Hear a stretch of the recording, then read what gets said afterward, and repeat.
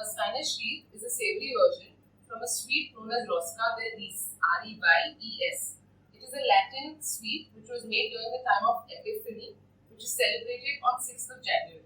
Now, Rosca means a wreath, which is a circular, intertwined arrangement, can be made with flowers or anything. Now, this sweet was made with bread and it had sweet tutti frutti in it. So, it was colorful. Now we are going to make a savory version. For that, we are going to add bell peppers to it. So let us look at the ingredients for Spanish Wreath.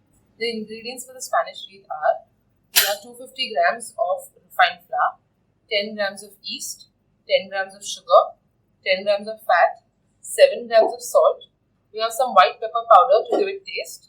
We'll add water approximately as we require. And we have some bell peppers. We have red, green and yellow bell peppers which will be added to this bread. So we'll start by cutting our bell peppers. I'll show you. Now we need different sizes to put inside the dough and to place on top of the bread. So what we'll do is, first we'll cut the size which we need to place it inside the dough, to knead it along with the dough. What we need to do is first remove the flesh. We do not want the flesh. Remove it. Once the flesh is removed,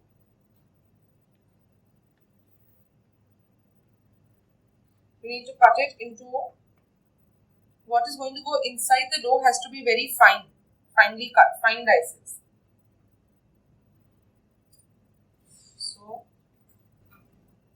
As thin as we can go, and we are going to do this with all 3 colors of bell peppers. I'm going to show you only one color, the rest we will do it and show it to you.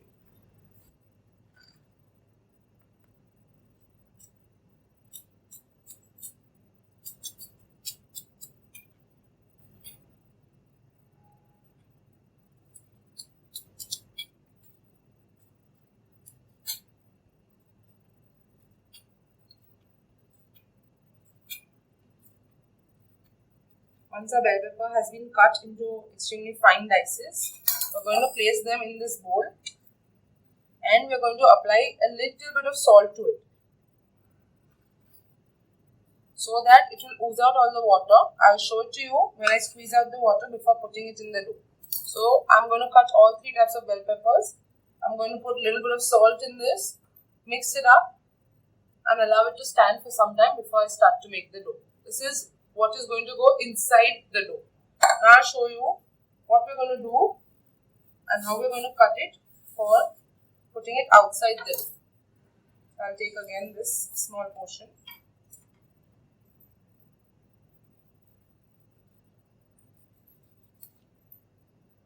Again, same procedure, remove the flesh. In this, now a little bigger and nice big squares.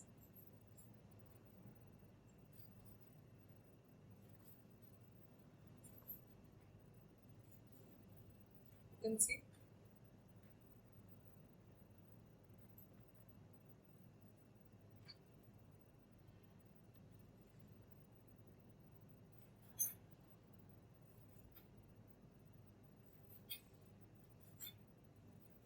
Try and make them all even because they are going to go on top of your bread and they are going to show on top of your bread. Alright, so this is the size that we need to cut to place it on top of the bread. I am going to place this separately. So now we have cut the bell peppers. We have applied salt and allow it to stand for 5 minutes at least. This will help it ooze out the water. Now what we are going to do is we are going to squeeze out all the water first from the bell peppers and then start with the dough. So we are putting it in a muslin cloth. Below it we have a soup strainer.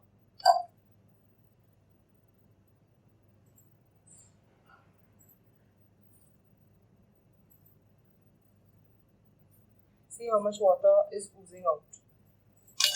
You can see.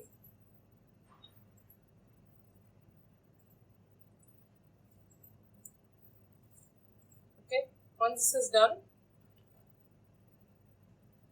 we're going to add this into our dough. That's it. Okay. So to make the dough, take the flour, make a well, add the yeast, the sugar, white pepper powder,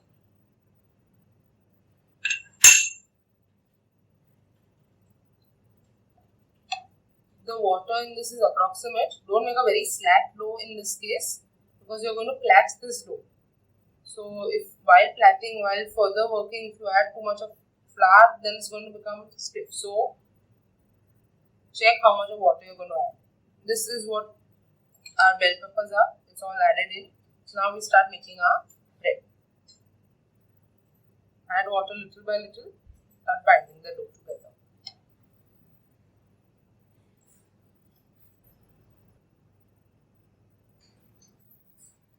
As you can see, the dough has come together. Now we start kneading our dough. Take everything from the table. Remove everything from your hand. And start kneading the dough. As you can see, the dough has been nicely kneaded now. Okay. So come together. Put it aside. Take your fat and salt.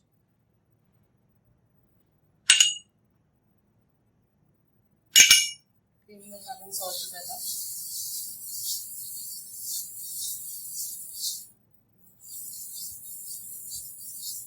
And mix it into the dough.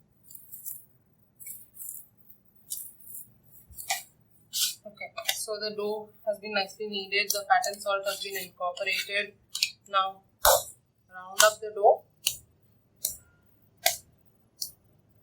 and you see it's a smooth texture on the top. Place it on a clean surface. Now I'm going to place it on this Swiss roll tray.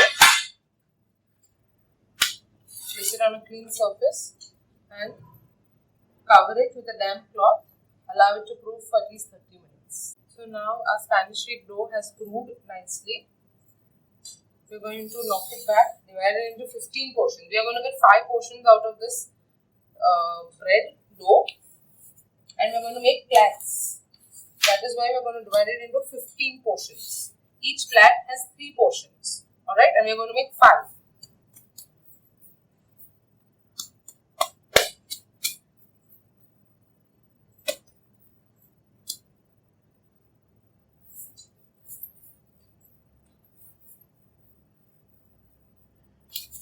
Okay.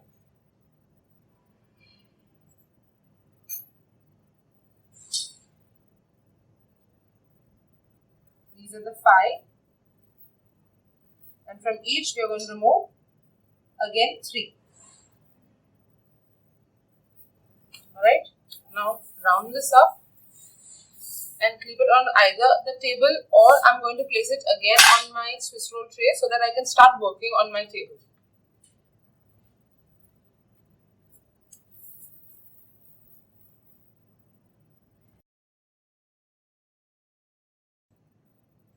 Alright, so our dough has proved now.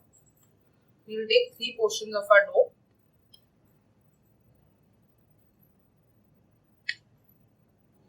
Alright, we're going to make a plait or we're going to plate it, whichever you prefer to say. So, make it into long strands.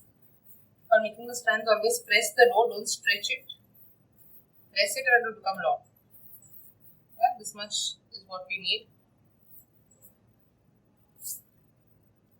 If you need, take flour, but take very little flour. Just remember, if you are going to incorporate more flour into this, it's going to become harder and harder.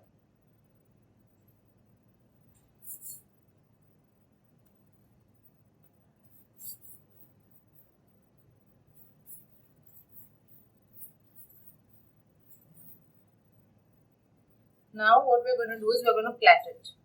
So, this is there. We're going to start from the top in case of the plait. Okay, and this the side will come over here. Again, this side will come over here. Now, when you're plaiting, you have to remember you cannot plait it very tight or very loose. If you plait it very tight, if I'm keeping it very tight, then it will curl up. My whole wreath will curl up like this, which I don't want, and should not be plaited very loose also. Also, it's a dough, so you cannot pull it. Like if you're making a plait with a hair, we pull it. You cannot do that in this case.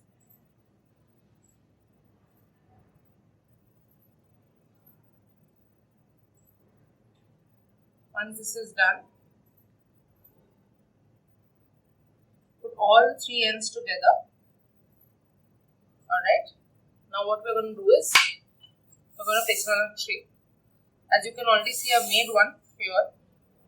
When you're placing it on the tray, place it like this. Okay. Wherever this is joining, put some water and place it over here for joining purposes. And we have shown you how to cut these bell peppers into little bigger slices for garnish. Place it on top. Ensure that you're placing bell peppers where we have joined it, so that that portion is not seen properly. That's it. It will proof again for at least half an hour or till it doubles in size, and then it will go for baking.